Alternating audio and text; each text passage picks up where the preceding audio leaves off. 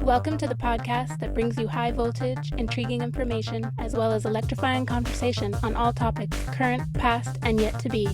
This is Phase to Phase. The first step in avoiding a trap is knowing of its existence. I've been having these weird thoughts lately. Without change, something sleeps inside us and seldom awakens. Here are your hosts, Marcus and Drew. So obviously, as listeners may know, as our dedicated listeners may know, Drew's been very... All like 7 of them. 12, to be honest. Okay. Sorry. Plus my mom. Okay, 13. Okay. Drew's been highly anticipating the new DUNE movie. Oh. And so in anticipation of that and being his friend, I felt ashamed not actually knowing anything about DUNE. So I read the book in anticipation of that. And we watched the movie. Yeah, you're the only one of my friends that I can recommend a book to, and they're like, "Oh, I'll totally read that." I will actually do that and follow through. Yeah, and then so we watched that, and then I'd never seen the David Lynch DUNE from the 80s, so I went back and watched that as well. So now we had a little bit of time to chew on it. You watched the new DUNE again, right? Yes, I have now seen it twice, thankfully. Yeah. Yes, I caught bits of it again because I was calibrating my audio system, which we're going to talk about. My experiences with that, but separate podcast.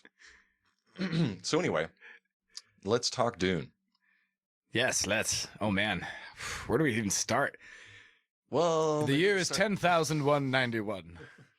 What does she say in that? She's like, the beginning is a very delicate time. Yeah. So I love the book. Flat out. Yeah. I loved the story, the characters, the way the prose, and the way that Frank Herbert, something about the way that he describes the whole prescient memory and the whole clairvoyance thing. Yeah. And the water of life scene, especially. Yes. Oh my God. He's very good at describing. Yeah, and the book is so rich, yes. But it's not like a slog to get through. Like yes, some books it's not are too like, much. Some books are like, there's so much detail. Like, get to the fucking point. Yes. Stop describing this. All apple. the stuff he's explaining is relevant to like the things that are going to happen later and why they matter. Yeah, you know what I mean. Yeah. You read the book first, watched the Dennis Villenueve movie first, and then watched the David Lynch film. Correct. See, I watched the David Lynch film. Yeah, what was your... Read the book, watched the new... That's interesting. Dennis so Villeneuve you watched the 1980s DUNE movie first, and then you read the book. Yes. That made you want to read the book? Yes. Okay. 100%, dude. Because check it out. So I'm not your like average reader, as all 12 dedicated listeners will know. I had like eye problems, plus I'm lazy. You know what I mean? It's just a bad combination. I have short attention span because I smoke weed. You know what I mean? Yes, I have always loved science fiction. And so when I saw this movie, it had just kind of put these How old were weird... you? Oh my God. Good call. 10. Okay, yeah. Maybe 12. Yeah. Maybe. That would be a fantastic movie to just watch. The peaking of like puberty, basically, almost. And not peaking, but you know what I mean? The introduction of like, you know... Well, my pants feel funny. Right. And understanding larger concepts to boot. You know what I mean? I was just going to say, but at 10 years old, you can identify maybe a little bit more with Paul. Yeah, exactly. Because you're just growing up, you're experiencing new things. And that's exactly what happens to Paul. Like, not only is he like becoming a man, he's literally like becoming another person, basically. Spoilers, Drew. I'm sorry. So I could kind of relate to that, you know, going through puberty at that same time too. Yeah. You know what I mean? All the changes and stuff. But like, I already kind of liked science fiction, and this introduced me to all this like kind of new concepts that I also later saw like in Star Wars, like, you know, the voice as opposed to like the Jedi mind trick and whoop de whoop.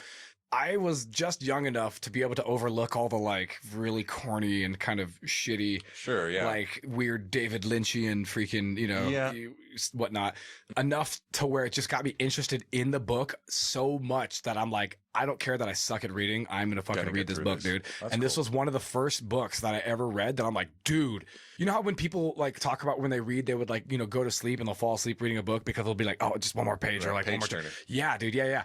I had never experienced that until that, like some of those moments, dude. And that was really cool, dude. That was a book that just fucking ripped through. And so after I read it, like the first one through, I kind of read a little bit of the second one, like, was it like Messiah and then like Children of Dune or whatever. I read a little bit of that. I saw some of the show, the science fiction show, but I didn't really like it very much because what's weird is when you're young, dude, and when you're introduced to the first thing that kind of blows your mind of that like concept, so the DUNE universe, as we're talking about, you don't want to untouchable. Yeah, you don't want to let go of how you have like And I'm going to talk about this later with how the pronunciation of the names and the houses and stuff like that drives me insane, dude, because the way that David Lynch did it, to me, is the right way to say the word. And then when I hear other people say like the names of the different races and stuff like that, I'm like, that's not the way you pronounce it, dude. And it even sounds stupid the way you're sounding it. Fight me. As I got older, I could kind of recognize that like I get why people really don't like that movie, or why they just can't really get through it all that much. Like first time I had one of my best friends watch it where he totally fell asleep, because it is a dark movie. Like it's filmed darkly. You know what I mean? Like it's not as far bright. as the palette, you mean? Yeah, like filters and shit. You know what I mean? It's not bright. It's not like J.J. Abrams' Star Trek. Yeah, with shiny shit everywhere. Make a joke. It's like the exact opposite. You know exactly what I'm talking about. And not to mention, it's a really slow burn. Just the story is a slow burn, not just that movie. Yeah. You know what I mean? And if you hadn't read the book, you got to pay close attention. So close, dude. Yeah. Like, and that's kind of why I like Dennis Villeneuve's freaking version, because he doesn't explain everything. And I've talked about this before in movies where I really like directors or whatever that drop Show, don't tell. Yes, dude, exactly. You drop me into a universe and you maybe give me a little bit of exposition just to kind of let me get my footing, and then you just kind of let me figure out what's going on myself, as in like I have to be observant and pay attention to like dialogue and exactly, dude. And I get why people were like upset that they're expecting something else when they went in to see this movie. See, yeah, and the whole thing for me, that the takeaway that I came with watching both of these movies is like, I don't know what it's like to experience the movie as just a movie rather than an adaptation. You know what I mean? And I've even had discussions with other people who actually like the David Lynch version better, which I don't. Than the Dennis Villeneuve movie? Yeah, which I thought was weird. I don't know about that. Exactly. I mean, but I don't know what it's like to just watch this movie as any other movie. Yes. You know? Yeah. Good call. Because I read the book first, you know? So all this is in my head. Yes. No, exactly. And see, and I think that's why I might have cheated myself a little bit by not reading the book first, because when I watch the movie, now these are all these new concepts. This is my baseline. So when I read the book, I basically am just re-putting those characters that I saw in the movie now in these more highly detailed parts of the book. He didn't make it rain? That didn't happen. That doesn't happen until like 2 more books. Like, and that's not even him. It's his son, for God's sakes. Like, just for instance, real quick or whatever, a couple of like scenes that I thought were better in the older movie than the new one, which of course you don't actually get to see. The second example I'm going to give in the new one. I guess in the first one, I felt like, well, just the worm riding scene in the freaking old one, dude, to me was so epic, dude. When Paul learns how to like ride it and his eyes turn blue for the first time, and the band Toto fucking like lays down their epic ass freaking do. And yeah, dude, and he's like ripping like on a theme turns into a rock theme. Yes, dude, like an orchestral rock opera, and it's fucking epic, dude. And I'm just like, this part's pretty badass. But just like other little kind of contrasts though, by comparison, I didn't think that the fight scene between Gurney and Paul in this Dennis Villeneuve one felt organic, dude. The dialogue felt like forced. Okay. And even though he was totally paying like clear homage to that scene in the freaking David Lynch's movie, because it's like almost line for line, and like, I mean, granted it happened in the book, but like almost exactly the same. Even though I really liked the part when he was like, you know, you've never met them, they're fucking brutal. Like that part felt really good, but just the rest of the dialogue felt really like weird to me too. And for some reason, the character who plays Pardit Kynes, who they have as the lady in the new one, her shit felt really forced too. When she was inspecting the still suits, yes, dude. When she's inspecting Paul's, she doesn't even look at him for like half a second before she's like, oh, like everything's fine on you. Like literally didn't check to see if his like ankles were like that. Like she did that to the other two guys. You know what I mean? And just anyway, and it's just little things and just other parts of dialogue that she delivered or whatever. It's just a couple of parts I'm like that. I don't just felt like forced, but like. I mean, these are minor like things that I have gripes. Sort of a similar feeling to when we watched Judas and the Black Messiah and the murder scene with the cops. Yes, dude, because it was so important to really get that scene across, that you can't have it just be like, oh, it's 90% like good. A throwaway. Yeah, dude, dude, you got to land that shit, dude. And I mean, don't get me wrong, it's a fucking all-star cast of characters. Yeah, this is what actors and directors refer to as beats. You got to hit the beat. Yes, This it beat was off. felt This beat. off beat, bro. That's a fantastic way of explaining it because I was trying to explain it to my buddy, and he kept like throwing all this like stuff back at me. I'm like, maybe I'm just explaining it wrong, dude. Like, and this is all subjective too. This is totally just how I feel. Yeah. You know but this is why they do multiple takes of scenes. Yes, because maybe you'll be watching it and you'll be like, I don't feel that. That doesn't feel good. Give me that other fucking scene to go with that. And you're like, that feels better. Yeah. Sure. And like a simple change of just like, you know what, you should inflection look away from him. Yes. And then do this with your voice instead of that with your voice or whatever. Yeah, 100%, dude. There's 1,000 ways to execute a script on a page. Yes, for real, dude. No kidding. So that was my experience. I loved it. I thought the new movie was fucking fantastic. And all the haters that are freaking like, it's not like Michael Bay enough or whatever. You're just like, well, it's not that movie. I'm sorry that like you were expecting this, but this is just not one of those movies. Matter of fact, if you've watched any of Dennis Villeneuve's fucking movies, none of them are like that. They're all like kind of slow burns, epic, thrillery, deep movies. We can keep going on what we didn't like and then go to what we do like. There you go. What else did you not like? Okay. Let's be shitty first. Of the new one or both of them? Let's do the new one first since I just started shitting on that one. Yeah, I felt some scenes like the beats were off in a couple of scenes. Anyone in particular or just kind of general? The one, I didn't pick up anything with Kynes on my first watch. The one that stuck out to me was the scene with Moheim and Lady Jessica, where she's talking to him and Paul's like eavesdropping or whatever. Yes. And she's like, you thought in your pride that you could produce the Quista Chedrak. Yeah. And I don't know, for some reason, the way she delivered that line, I don't know. Didn't feel believable? I don't know. Yeah. That's funny you say that because I actually not sure if I like that character, the actor who played that character. Really? I almost think I like the David Lynch version more. She's fucking way more scary in the David Lynch one, in my opinion. You know what I mean? Although the portrayal of the voice in the new one, dude. Whoa. Epically amazing. Way better than just like some distorted things where he's like walking like a zombie across the room or whatever. When Dennis Villeneuve is giving that little like breakdown of that scene, he's like, we didn't really know how to shoot this or whatever. So I kind of just got the thoughts of just like, what if we just have like all the lights that are focused on him completely black out as we pull the camera back super hard and then cut it really quick to like the opposite of that. But now you're fucking standing in front of her like 20 feet. You don't even know what happened. You literally don't. Yeah. It was an instantaneous moving from across the room and now you're in front of her. You're like, whoa. Like a blackout. What about scenes you didn't like in the David Lynch movie? Okay. God, I want to talk about what I liked about it first. Oh, sure. Do it again. Tear this I know. No, it's all right. Scenes I didn't like. I mean, I have to forgive it for like the effects. Talk about David Lynch's one, obviously. Yeah. I have to forgive it for the effects of the time. Yeah, exactly. So you have to 2020 exactly. So you have, dude, for the time you have to remember, dude. This is what 87. And that's the thing about this movie, dude. And I kind of wanted to get into this later, but like, it's so close to greatness. Like, yes, dude, totally. Yeah, I totally agree.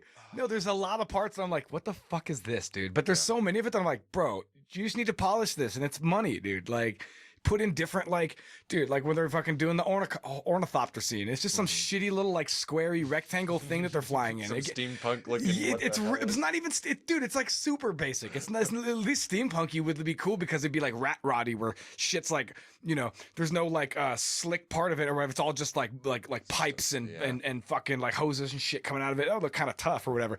The ornithopters or whatever, again, like trying to gush over the dope shit of the new one.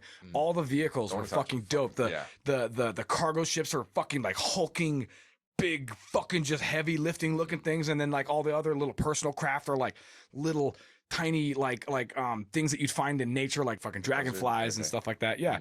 And I kind of feel like that's how it would be. And they could have totally done that with the David Lynch film, but bro, the expense must have been just. Yeah. Getting into that, like, I think a lot of the problem that came with the David Lynch one was production. Like technology. Because I read up on it because I was like, something about this movie just doesn't feel right. It wasn't. I have to admit, I don't know anything. Yeah, well, I read up into it a little bit because I was like, I feel like there's a better movie here, and we just didn't get it for some reason. Word, that happens all the time. Of course, it's Hollywood. There's a million moving parts. Mm-hmm. Even Frank Herbert wrote a fucking screenplay, and they were like, "It's too fucking long."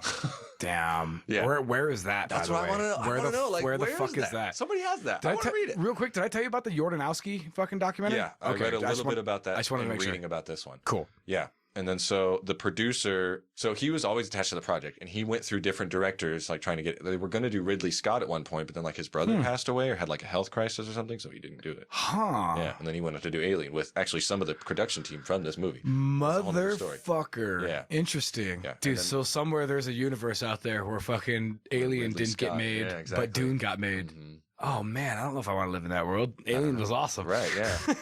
And then there was that Jordanowski, yeah. I think the J is silent. Yeah. Yeah, that crazy fucking weird motherfucker, dude. Yeah. But and then so he had a lot of really cool ideas though. Like he had a lot of whack fucking ideas too. But like he had a lot of really cool original fucking ideas. I don't think he would have been good as a director, but as like a set and creative like art designer or whatever, that guy would have fucking slayed it, dude. Yeah. Okay, so then when they finally got David Lynch on the project, he wanted to do at least 2 movies and maybe at one point 3 movies, and the studio's like, no, we got to cut that down. Compress. Of course. Cut the budget.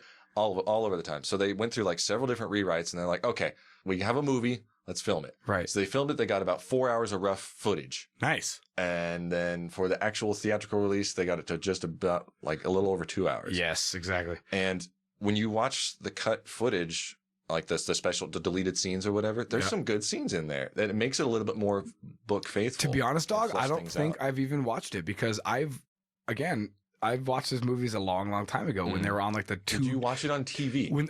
No. Okay. I watched it on the two disc VHS fucking two yeah, basically, bro.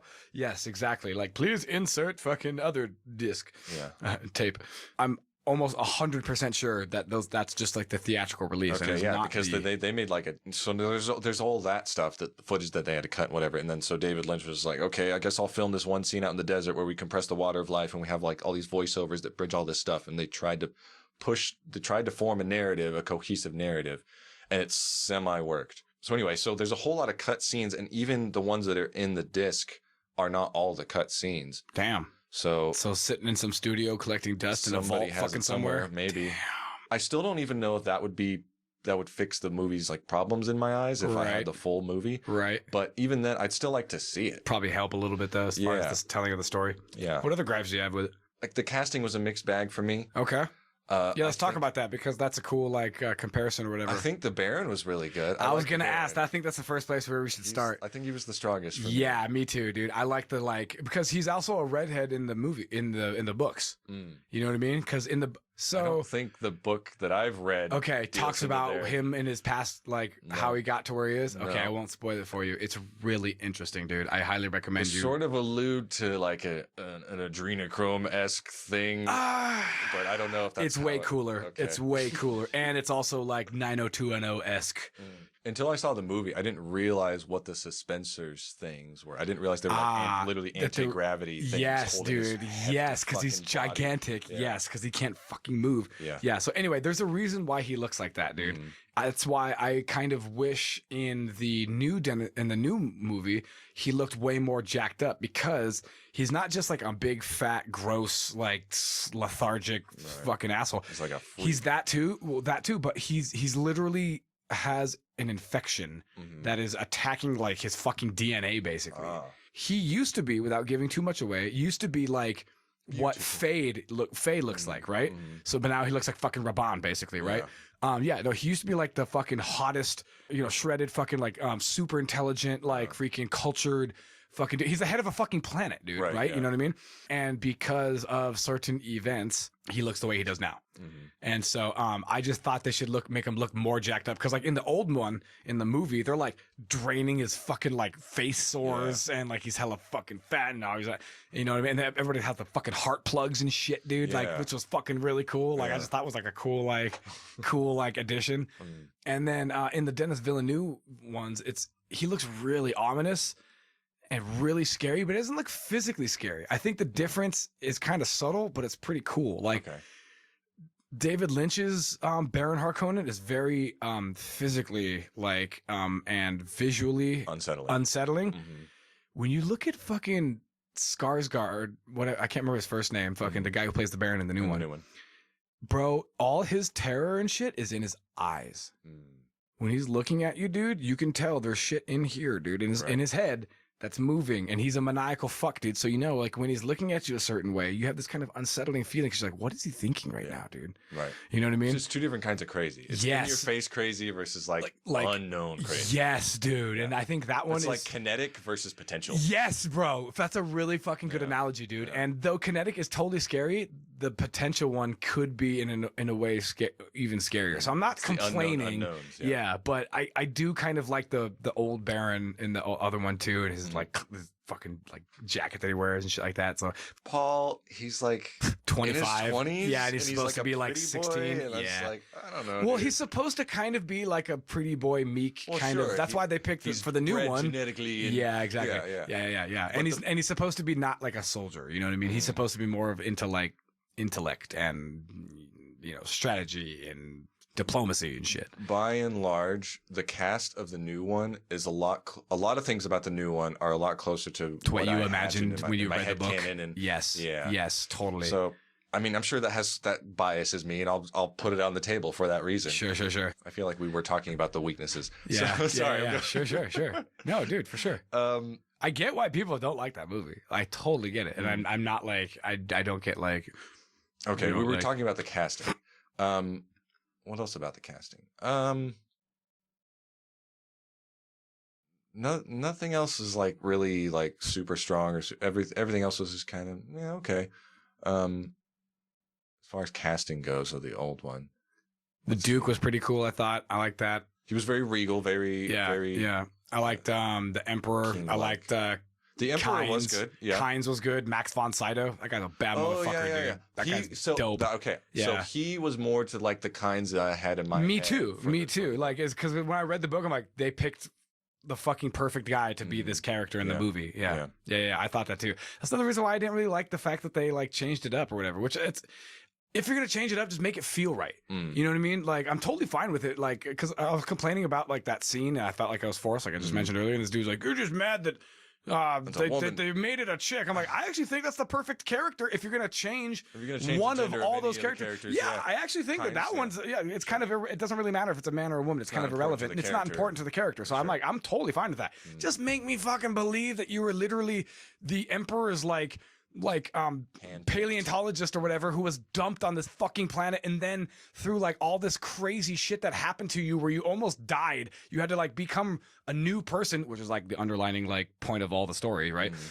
To become like a Fremen, basically. Right. You weren't born into it. No. You're definitely an off-worlder, but because you went through all this shit and because you're smart enough to like observe and take that shit into account, you were able to kind of like blend in with like the crew. I didn't feel that from the chick character that was being portrayed in the Dennis Villenueve episode. So wasn't the kinds that they met the child of the original kinds that went there? Yes, I think so. Okay. I think so. So I think the kinds that they met is half Fremen.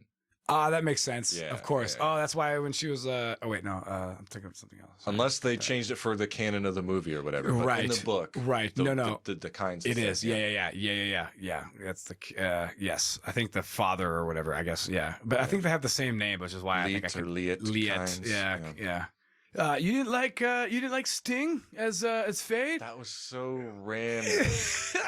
How weird is that, dude? That was not Fade for me at all. And what's funny is when he comes out of the steam room wearing those weird plastic fucking Speedos. So he was originally supposed to be fins on him. He was originally supposed to be naked, which Sting, of course, was totally cool with. Yes, totally. But literally, like the day of or the day before, the night before, the studio was like, "Yeah, no, we're not doing that." So the art department had to like fabricate this fucking thing real quick, and so that's what ended up. So stupid, dude. Like his underwear is literally like made of like armor. Yeah, it's so dumb. Like, well, yeah, you put this on when you're in the steam room because it revitalizes your junk. Like, I don't know.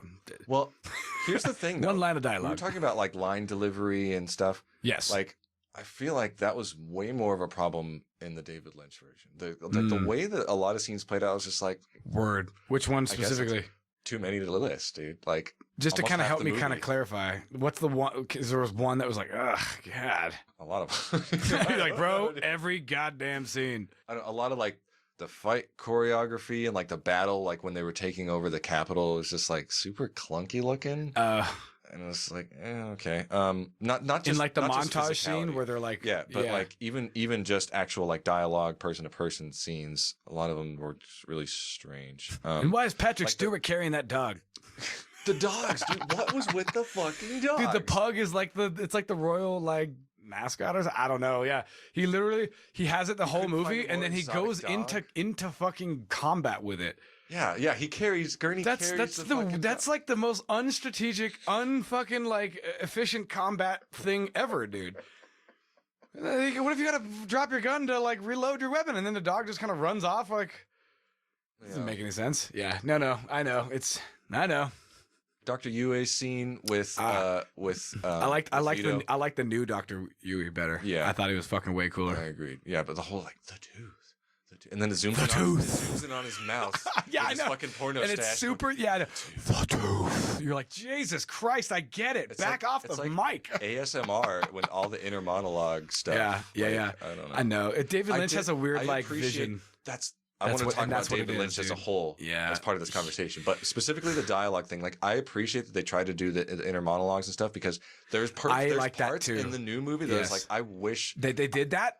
I agree. Would portray what the person is thinking because like you can't. There's talking about a million ways to execute a scene. There's a way to portray sort of how someone is thinking by their actions, and there's some scenes where there's easier or harder to do. Yeah, if the actor's not exceedingly good at body language like delivery, then you might have to make up for it in line. Or even if the director's not that attuned to that, or they don't want him to do that. Word, like the actor might be like portraying it in a way that would be a lot more faithful, but the director's like, no, don't do it that way. I don't want to do it that way. Yeah. So David Lynch as a whole, like a lot of the scenes that were just like the visions and stuff, like they were way out there, super trippy, super fucking acid trippy, like yeah, cool, like his whole like surrealist style. That's great. Jodorowsky was like that, but like turned up to 100, right? Mixed with a little bit of Dali, Salvador Dali. I just don't know if he was the right fit for Dune. He probably wasn't, dude, to be brutally honest. Have you seen other David Lynch films? Yeah. And they're nothing. They're not even close to like sci-fi epic operas. I'm so confused why he took, because the other thing is they didn't give him final cut privilege, which is sort of what I was talking about. So like, I don't know why he accepted this. Yeah. Because if someone's like, hey, can you do this? Like, because let's be real, the source material to try to adapt into a movie is already really difficult to do. Sure. So it's like, okay, can you do this really difficult task, but also you don't have full creative control to do the thing that we're asking you to do. Yeah. Yeah, I don't know why people do that too, dude. Well, I know why. Not any. Yeah. I mean, some of the scenes were, sorry, we're still shitting on it. While we're still shitting on it, the final fight scene. Oh, yeah. Was really. I will kill him. He said that 3 times already. Like, just do it. Okay, so the inner monologues, cool.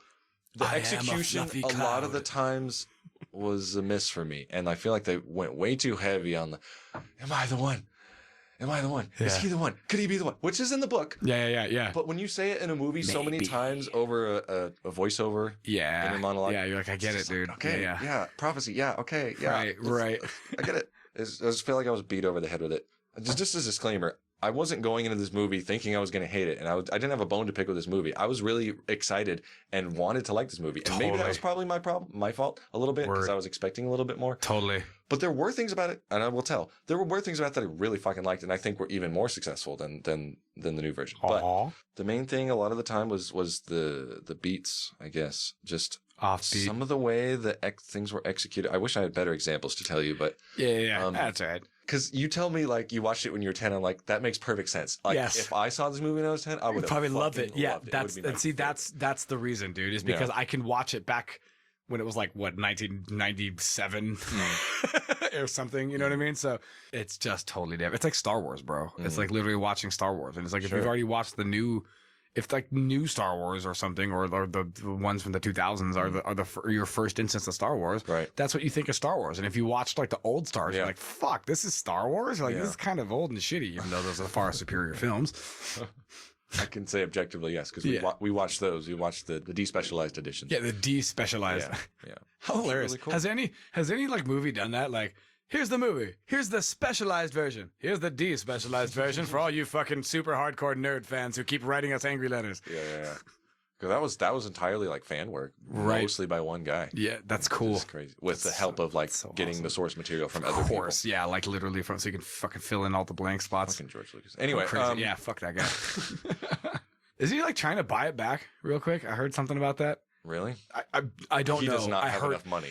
You're gonna fight Disney's lawyers? I think he's doing one of those things where it's like, dude, you fucked this up already. Do you want to sell it back to me at like a discounted price or whatever? Yeah, I don't think they're gonna sell it either. No, I don't think so either. What'd you like about it? The David Lynch version? Yeah. Okay. First of all, the set design, fantastic. Mwah, chef's kiss. Like, great fucking beautiful. Sets. The entire art department did a fantastic job. And that's what hurts a little bit, is so much of the movie was cut and like slaving. It's the same thing that happens in a lot of mediums. Oh, totally, dude. You do all this work and then fucking and it never makes it to the movie. The miniatures were so fucking cool. Oh, and the ships and the models and shit. Yeah, and I appreciate what they did with what they had at the time with the rotoscoping and everything. Yeah, what's rotoscoping? Rotoscoping is when they like paint over the film. Oh yes, so like how they when originally Paul's did like tripping lightsabers, and like exactly, or how they like superimpose one thing on another thing. Yeah. When Paul takes the spice and he starts tripping into that one place where us women fear not to enter, or whatever. Yeah. Like it's basically like cell shaded painting over it or whatever type of shit. So I'm pretty sure that's how they did like all the eyes and stuff too. Oh, that makes perfect sense. Yeah, so that's cool. Yeah. So like what they had with what they did with what they had. Some of the effects still hold up, some of them don't, but that's natural. Like the wall, like the shield wall, just like a big, or the personal shields. Right. They're just the square, like shitty, like pixeled, like freaking. Dude, but I bet at the time people were probably. Totally, dude. And then now when I saw it in the new one, it's just like a little hand thing that you wear, and you slide the slider up. Exactly what I had pictured. Me too, dude. Where it's just like bluish, kind of. Yeah. Reverberates and stuff, dude. Yeah. I like the fight scene in the old one better, dude. Slow blade penetrates the shield. Between Gurney and Paul. Although I like Josh Brolin better, obviously, as Gurney. Even though, I mean, I used to love Patrick Stewart. Of course you love Patrick Stewart. Yeah, but of course. He's a weird pick for that role. Yeah, for sure. I also thought, I thought Thufir was kind of cool. Freaking for the old guy. Yeah. Big old fucking weird looking, like, stained lips and shit. What was with the stained lips? I don't remember that. It's the juice of Sapu. Lips require stains. The stains requires fucking the mind acquires speed. Speed requires stains. Stains become a warning. Fucking like that shit was super cool. And then in the new movies, all the mentats have that little square of black makeup, and that's from the juice of Sapu. I'm pretty sure because it permanently stains their lips. Okay. Yeah. And because the mentats obviously are these human thinking machines. Oh, that was the other thing I was going to bring up. They can't because you can't have computers anymore. So now you have to like mentats are like a fucking bred. There's like a breed of humans who have been bred to do highly advanced calculations, and each house, each like kingdom has one. Right. Fucking awesome. Yeah. Such a cool concept. Yeah. That's why in the new one, there's that scene where they're doing the ceremony in the beginning where House Atreides is taking over the fiefdom for Dune. Leto asks Thufir how much like some calculation is, and you see his eyes like roll up into the back of the head and then give some weird number. Right. I saw a bunch of people complaining online going like, what is that even about? How come we didn't explain that? Whoop-de-whoop. You're like, well, if you read the book, you would be able to put it together, dude. Yeah. Like, obviously, he didn't say that that's what happens in the book, but obviously he's the mentat and that's what he's doing. Is that really that big of a deal? I mean, I get People are annoying, dude. I get it. They're just, it's not, dude. But it's just one of those things where they're like, what was that? How come I didn't know what that is? People don't like to not be in on. Dude, like, you're accepting all this other science fiction stuff, but you're not accepting that? Like, come on. No, dude. People are just... Fight me. Come at me with something better. Fucking real, dude. Come at me with that. Yeah, what else did I like about it? The soundtrack. Fucking Toto. Badass, dude. I'm sorry. Like, fucking... Yeah, thank you. Okay, I was going to say. You can't put Toto... Toto's amazing, dude. You can't put Toto and Brian Eno in a movie and, like, have the sound not be good. Like, come on. Dude, right? Thank you. Yeah. And so much of that was like crucial for that because if you don't have a music for fucking that's awesome for a space opera, you're kind of I like the music in the new one too. It's definitely Hans Zimmer. Oh yeah. Again, sure. Zimmerman or whatever. That was one of the things we didn't even get to the good stuff about the new one, but one of the things I really liked about it is like the whole soundscape, and I really wish I could have seen it in the theater because I wonder how they did it. Me too. How the sound mix was, but like the home streaming HBO Max version, they really swelled up the music at all the important parts, right? And that dominated the soundscape, and I thought that was really cool. Totally stirred up something else that I didn't like. The Fremen. So the Fremen in the David Lynch version, why are they all pale? Oh, because they're living underground, I guess. And they always stay out of the sun, which makes sense because they even mentioned that in the new movie, which I thought was cool. Where they're like, "Spice harvesting only goes on at night, sire. No one stays out during the day." Which I'm like, Yeah, how come they've never mentioned that in like the older movie? Like that's obviously the first thing you would think of is like, okay, this is a desert planet. Nobody's going out during the day. Yeah. Nobody, dude. I mean, they do spend time on the ground, yes, but they also do walk around the desert. Not really though. Like most of the time they spent the time in sieges, or like if they do have to cross the desert, they do or whatever. But like, you know, presumably they're like living in caves and you're wearing robes all the time. Raise a fair point. Yeah, and freaking. In my mind, for some reason, I just. Middle Eastern-y looking motherfuckers. Some kind of Arabic. Yeah. Dude, the guy who they got to pick for Stilgar for the new one was fucking Javier Bardem. Perfect. Yeah. I don't know who this person is. Better. He is fantastic. Oh yeah, way better choice. Way better choice. I like this. Like they just look like big bearded, like they're like Greek motherfuckers, like big Greeky Mediterranean looking motherfuckers. I think that Chani. Yes, but I was trying to remember the actress's name. Oh, but yeah, I think the new Chani was a much better pick. Too. I agree. Yes, totally. She's hotter anyway. She has just like no, seriously, like not like in like, damn girl, you fine, but like, oh, I mean, she is fine, but like, and just like you just seem just pretty. You don't seem like oh, slamming hot and fuck, goddamn, whatever. You just look like just beautiful, just like a regular, pretty. I don't say regular because that means that, but yeah, I agree. I think China was way better. I think fucking Stilgard was way better. Dude, the guy that got to play for Janice was fucking cool too. Yeah. I think that guy was bad as fuck. Which was weird because there was a bunch of scenes where he's like talking to Paul as if they're like buddies and stuff, but then like he fucking totally murks him at the end during the fight. Did Dennis Villeneuve or whatever fucking shoot scenes? You know what I mean? And then like that's going to be in the second movie that he's like just giving you little tastes in the first one here because they're technically related to the plot.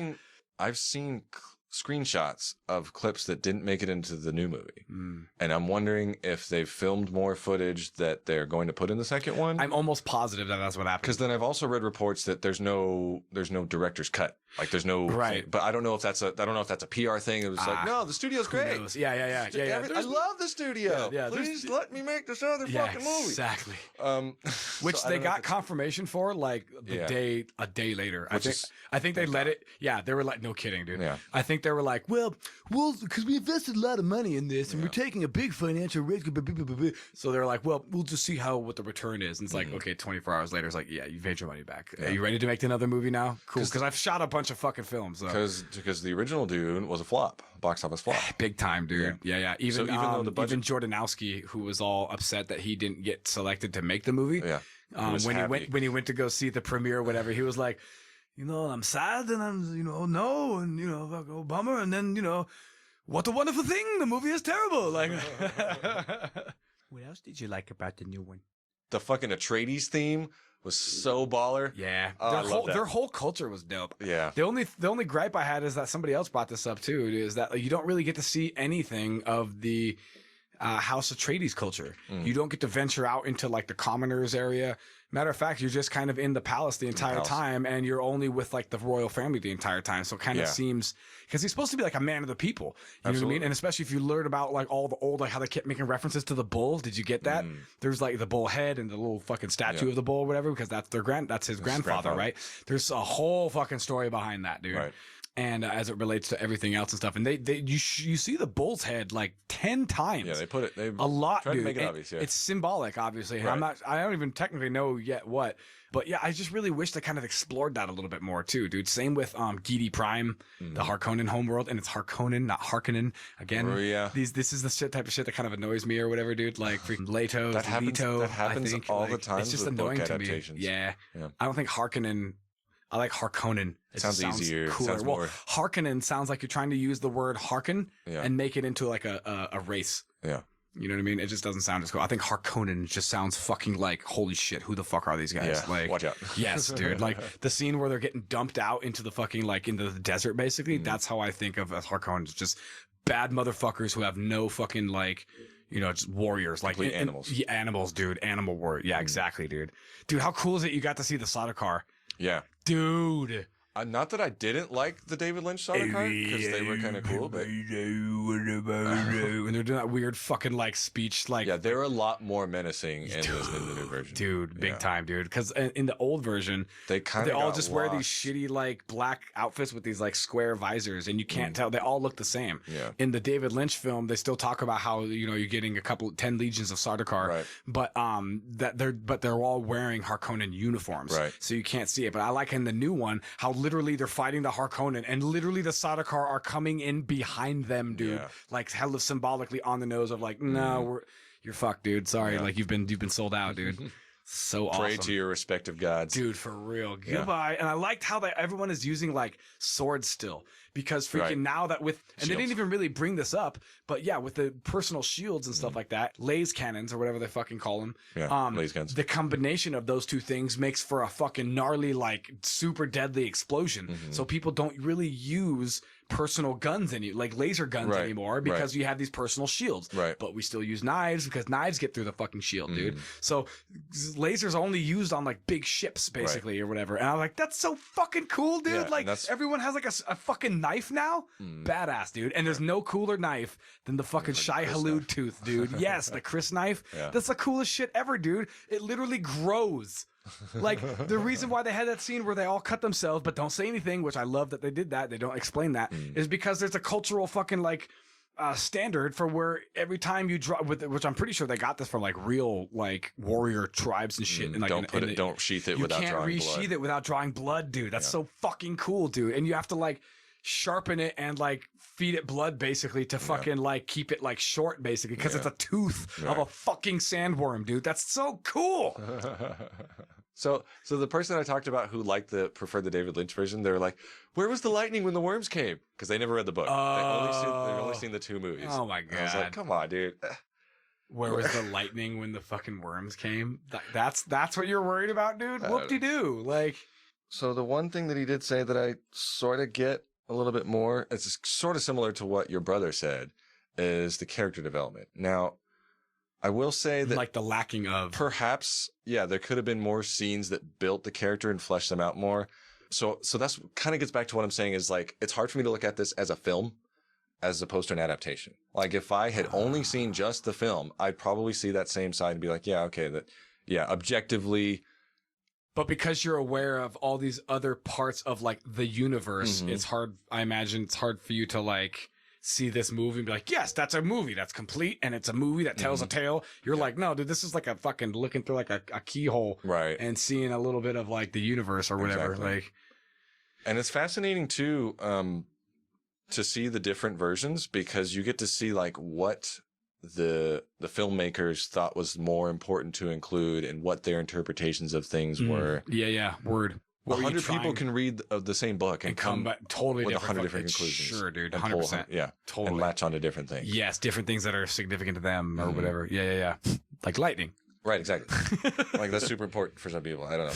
I don't know if you would be able to do a whole lot more of character development when there's like, God, what is there, like so much story to get 10 characters and like 2 hours of plot to do it in. You know what I mean? I want more of that. Like if there's an extended version, give it to me. I know. I'm the same way, dude. Just give me it, dude. Like I'll fucking slurp up all the fucking Dune shit you got, dude. Yeah, because like we didn't get to see like Thufir getting captured, and if he gets because like that was one of the screen caps I saw was that, and then there was like a scene. There was like some other Duncan stuff. Yes, right. There's Duncan scenes. Totally. And there was one other one I can't remember. Yeah, we didn't get to see fucking the Baron ask Thufir to milk a cat. And dude, what's his name did a fantastic job as Raban. Oh yeah, Dave Bautista. Yes, totally, dude. He fucking killed it, dude. Like, I know he's kind of like a typecast, just like Jason Momoa and stuff. But dude, when he was like losing his, like throwing a fit, losing his temper or whatever, dude, I'm like, that was perfect, dude, because that's how Raban is. He's supposed to be this like big scary dude, but he's just this fucking crybaby little bitch, right? So yeah, no, fucking fantastic. Yeah. When is a gift not a gift? His fucking voice, dude. Like the Baron's voice, like Skarsgård's fucking voice. It's like, let me get my monitors here. Right, let me hear this. And no voice in my headphones. Right, I got no Baron in my headphones. There it goes.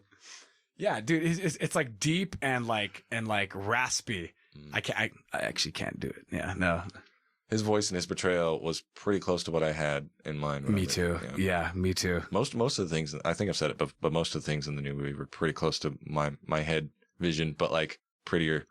Yeah, exactly. Yeah, totally. Yeah.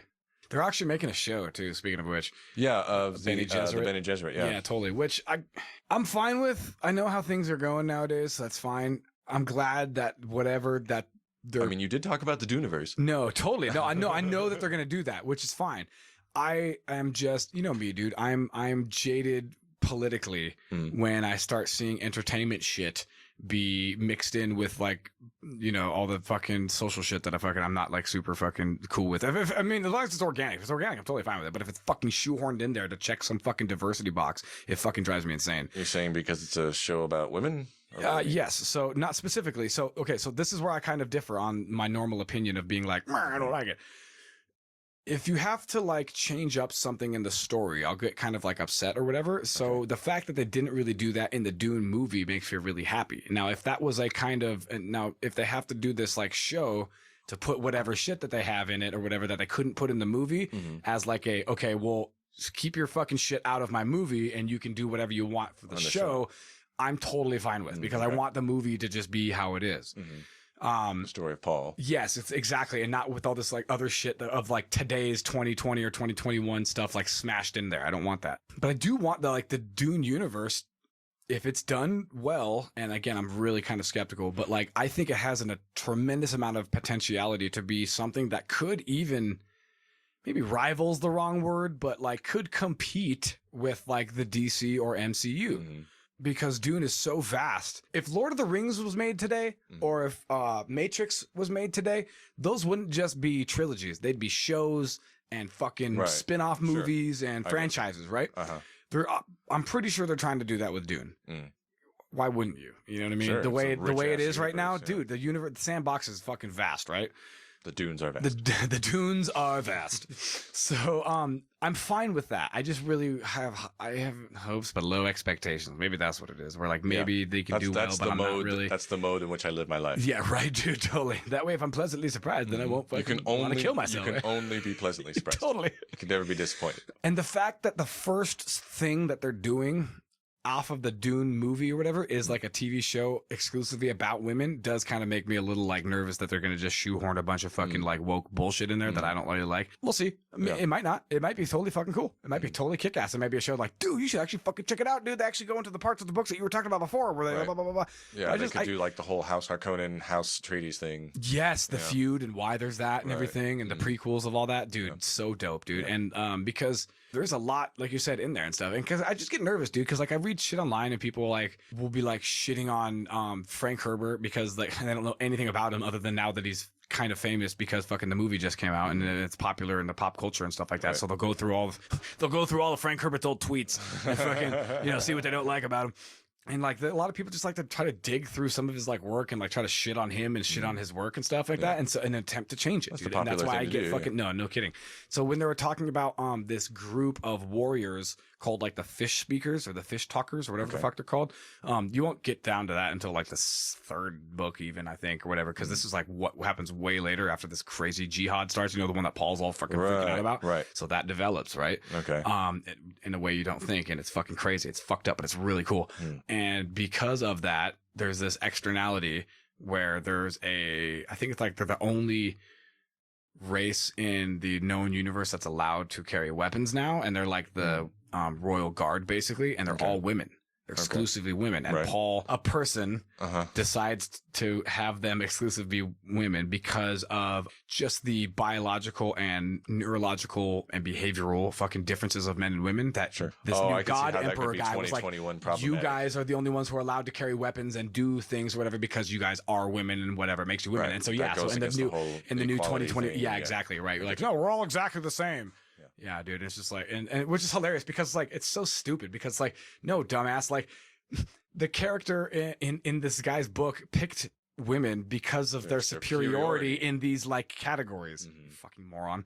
But anyway, so that's just what I get worried about. I get worried about people who have more of an axe to grind than actually wanting to tell the story because it's a cool story and wanting to shoehorn all their political horseshit in there. Right. Yeah. And that's the other thing is neither adaptation kind of delved into like the political angle that the book did, which I sort of get. It's like if you were going to cut anything out, I guess that's fine. Yeah, but that it's is a heavy really on cool... philosophical and political. So I'm sure there was a lot of stuff like you were saying that were like, fuck, like let's just cut that out just because. Like, yeah, the David Lynch a little bit went into like the guild and stuff, but then they kind of skewed it a little bit. Yes, and they don't talk about it at all in the fucking in the other one. Matter of fact, they don't even talk about like folding space and shit like that. You have to see it in a scene, in a single scene where the giant oval ship or whatever, the weird looking thing, it like arrives in Arrakis. Yeah, and if you look into the the weird oval, because like a big scoop, right?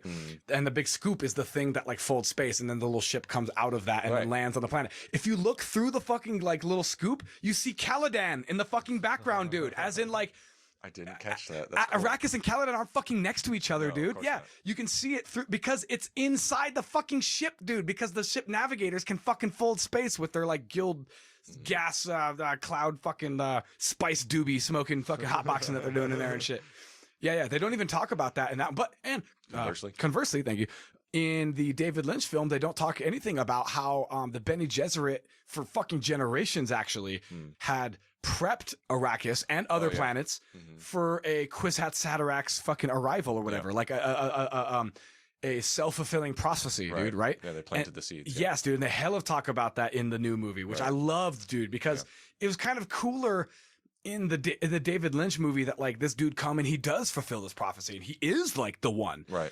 It's kind of more fucked in the new movie because it's closer to the book where it's like, yeah, I'm the one, but these people only believe I'm the one because you corrupt cunts came and told them to believe this shit. You gave them this religion. Yes, dude, which, I mean, when you see what happens afterward, you're like, oh my God, this is all based on like, not a lie, but like not what you thought it was, dude, which is, I'm sure, a lot like the religion of today. How'd you like your depiction of the worms? Pretty cool. I mean, especially considering what they had at the time. And I remember I watched the special features and like the art people were just like, those fucking worms were the death of me. We couldn't figure out how to make them not look like turds and how to make them move properly. And it's just like, how hilarious would that be if David Lynch sitting there like watching like the computer like thing of the worm, whatever, like it's either a turd or it's a dick. Like, that's a wiener. Yeah. Why is there a wiener in my camera? It looks like a willy going through the sand, doesn't it? That scene where he like has the water of life and then the worms are all there and then they just like stop attacking. So that was part of that could have been cool. Yeah. The fact that all the worms come up to you and like don't attack you and stuff, that's cool. But again, like you were saying, like I did like the sleeper has awakened type like shit and like the long live the fighters when he's like raising the army and shit. Granted, that comes in later in the book of the, I imagine, of the new movie. You know what I mean? Yeah. It's almost not even fair to talk about the stuff that's not yet. Yes, in the second film. Yeah, because it's the rest of the first book. The other thing, dude, the pacing and like the beginning was cool, and then like as soon as him and Jessica were alone, it's just like exploded. I was just like, okay, I can definitely tell that a lot of shit was cut out of this because it was just like. It just went from like, I don't know, a 3 to like a 10. Yeah. And then the film just like took off. Yeah. You're like, okay, all right. I guess we're just going. I guess we're doing this now. And then like they put some scenes that were like in the final battle in the book in like the middle of the movie. And I was just like, what the hell is happening here? Yeah. But so I don't know, whatever. It was cool that they had the princess though. Like we haven't seen the princess in the new one. If she's going to show up or not. Totally. So. I like that. Yeah. I also heard like a complaint that there was too much exposition in the beginning of the new one. You're like, I feel like there was just enough, and it was only in like Paul's like his computer little computer thing, which is the perfect place to put it because of course it's the computer an info dump. Exactly, the computer is literally what it does. Yeah. Exactly. So I don't know. Again, dude, people, I don't know. What do you want? This person was like, it gave me like 20 minutes of fucking like exposition, which is hilarious. It was like, well, first of all, it was delivered deliciously, by the way, and not like in your right between your eyes. I'm like, God, okay, Jesus Christ, I get it. It's not like a shitty dialogue. Thank God we just graduated college and we're off to do our own thing. You know what I mean? I think that the David Lynch version would have been a little bit more successful and a lot less like cheesy if they would have adopted a little bit more of the mentality of don't show everything. Like I get, mystery is good too. I appreciate the balls because trying to tackle some of these things in 1970s limitations or 1980s limitations. Yes.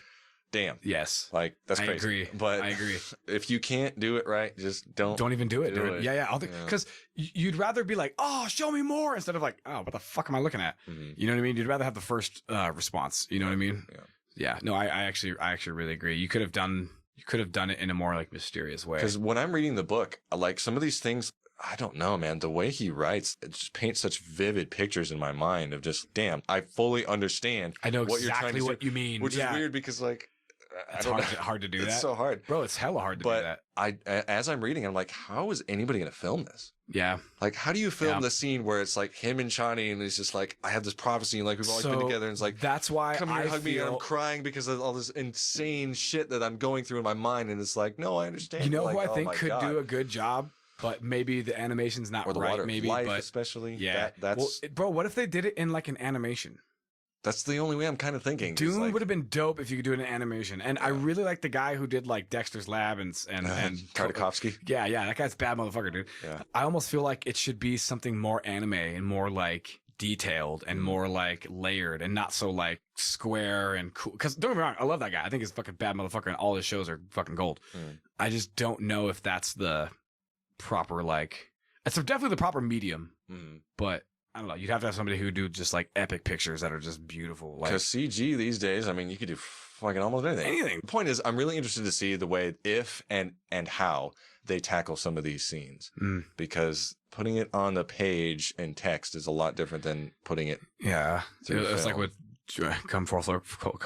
Freaking, it's like when George Lucas was talking about how his vision for Yoda was, and he's like, "Well, like in my mind, I had all this stuff like happening, and then when we were thinking about doing animation or whatever, I knew exactly how I was going to look. But then as soon as we realized we're going to do this live action, I'm like, oh shit! Like, how am I going to do this character and not make it look hella stupid? Like, Shout out to Frank Oz. But anyway, yeah. So I'm really looking forward to the end. You know what? You know what the real medium is? Muppets. Frank Oz and Frank Herbert need to get together, and with Jim Henson, and just drop some acid and just make the Dune movie. I am okay. When it comes to like the visions and stuff, I am okay if we just get a weird medium change in the middle. I'm cool with it. I'm totally fine. Too. I'm down. Have you seen? You probably haven't. There's a movie called Booksmart where they take these drugs. It switches. They become like fucking Barbie dolls in the middle of the movie. It's like stop motion. So fucking funny. Awesome. It's really cool because I don't know. That's how you do the. It's like on Family Guy when he's like, yeah, you shouldn't do drugs, Brian. I did drugs once and fucking things got way too real. And it's like live action. Holy crap. I am fucking freaking out. I mean, I'm cool. Like, even if it's just like super weird, like almost funny. Yeah. I'm cool with it. I'm here for it. Because it's like a dream sequence or a drug sequence. Yeah, exactly. Yeah. Whatever. And the other thing I was going to mention is with the new one having to delay the filming of the second one, they ended the first one in a very good spot to where they can kind of take advantage of that. I agree. Oh, there's a time lapse, and then we can fill in a little bit of the back. Yes, some people were complaining about like where the movie ended. I'm just like, dude, first of all, it was 2 hours, so I mean, it's a great place to end it. Paul just killed somebody for the first time, so I mean, there's that. Yeah, and then being kidnapped by the Fremen, and they're in the middle of the desert, and the house has been taken. It's the perfect place to end the movie, dude. It's the low point in the act in the character's story arc. Yeah, where he's like at the hopeless point, right, before he rises again. Right, Empire Strikes Back. Exactly. Right. Yeah. Exactly. Yeah. Yeah, with a little bit of taste of what's to come. Yeah.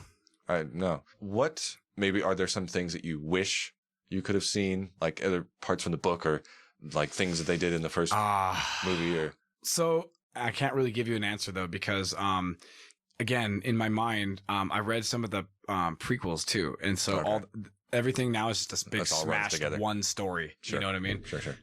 Because that's the other advantage I have is the book's fresh in my mind. Yes, totally, exactly, dude. I haven't read it in forever, dude, and I actually really hope you get a chance to, even if you just read the audiobook or listen to the audiobook or whatever of some of the Brian Herbert ones, like House Atreides or House Harkonnen. Mm-hmm. I just got to figure out what a good order to read them in. You find out what, honestly, bro, it doesn't matter. Yeah. It truly does not matter. I don't think so. When I was reading House Atreides and House Harkonnen, I was like, there's not like a hatchet version of which there might be. There might be. There totally might be. Just in those two books, I got to learn about Baron and why he's that way. Oh, dude. And you get to find out why Duncan Idaho is the way he is and why he fucking hates Harkonnens and like what they did to him and like why he's such a bad motherfucker. That was one thing I was going to mention about the second one. Sorry. I wish there was more Gurney. Yeah. Because Gurney's back cool as fuck, is going to be more impactful if you had more Gurney in the beginning. I agree. I actually agree.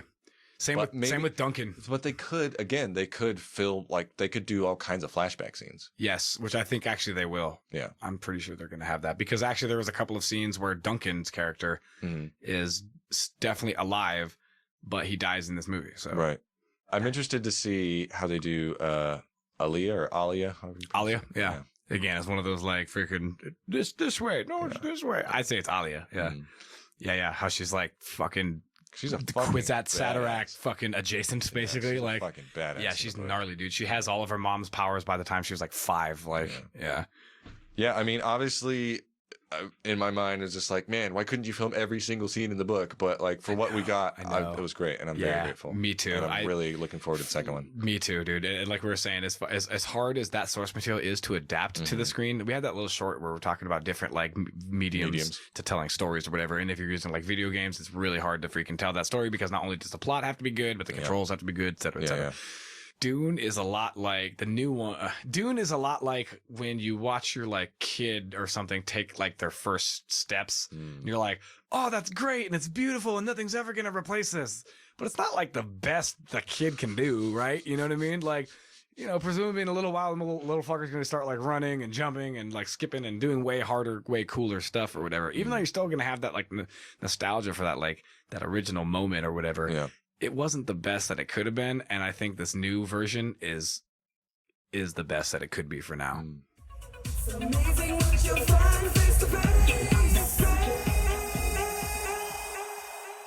Do you enjoy the show and want to help it grow? Don't hesitate. Like, share, and donate. And do you find out what happens to him later? Duncan? Yeah. No, then. Sorry. Dead. He's dead. Right. No, exactly. He's dead.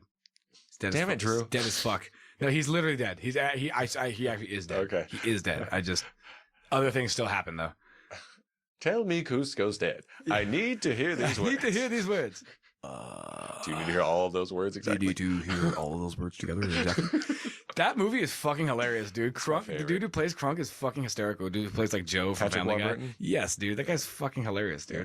When he has like his own like theme music when he's sneaking Cusco out of the fuck and everyone's like looking at him. It's just like, all right. Speaking of movies that were originally totally something different, that was that one. That's what you were telling me, huh? Yeah. I want to watch that documentary. I'm super glad we can put that in. That'll be mine. That'll be my pick. Down. There you go. Okay. I'm totally down. Yeah, freaking John Goodman, freaking that movie's hilarious, dude. Despite what's his name being in it. The main guy. David Spade? Yeah, totally. Yeah.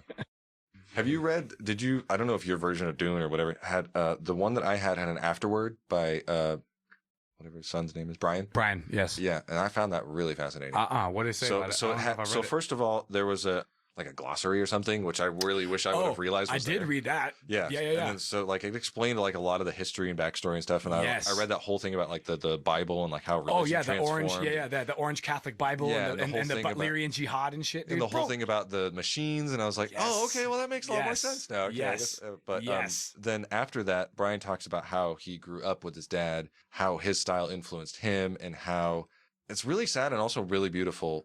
Just the way he talks about it. You should really just read it. It's only like, I don't know, 5 pages. It's really short. And then he talks about how Dune came about, how it was published, how it was initially received, and how it's changed through the years. And it's really cool. It was definitely not well received. Yeah. So like when he published it, like everybody passed on it because it was like, he was like unproven and it was way too fucking big. He initially got it produced by a company that did like fucking car manuals. Yes. Like what the How crazy is that, bro? And they only got paid fucking nothing for it. Peanuts. Yep. Yeah. Dude, he was so ahead of his time because what have we been complaining about today? About how only finally recently, despite the continuous dwindling fucking attention spans, there is now a place for long form media, dude. Right. Dude, his vision was just not able to be put in a digestible medium, dude. It just didn't exist in 60s? Yeah. Whatever he wrote it. And I can see how people have problems reading it. Me personally, I didn't. It took a minute to get into it because I was like, I don't know what any of these words mean. Right. No. But when you're a couple of pages in, you kind of get the rhythm. Like once you get saying. Sucked into the characters, you're like, good. Fuck yeah, this is awesome. And it flows. I'm with it. Yeah. I took my car into the shop. Never mind. Were you gonna do a really lame spoiler joke? Oh yeah, that's awful. Don't do that. Okay. Matter of fact, just cut off. Cut all of this. MTV took my car. It's like the opposite of a country music song. Like.